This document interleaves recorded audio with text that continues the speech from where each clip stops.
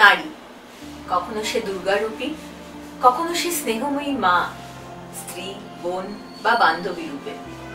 প্রতিনিয়ত আমরা দেখছি নারীদের অত্যাচারিত হতে, নানা দেশে নানাভাবে। আসুন আমরা সবাই মিলে প্রতিবাদ করি, বন্ধ হোক এই অত্যাচার। আমরা সবাই মিলে এমন একটি পৃথিবী গড়ে তুলি যেখানে আমরা স্বাধীনভাবে বাঁচতে পারব।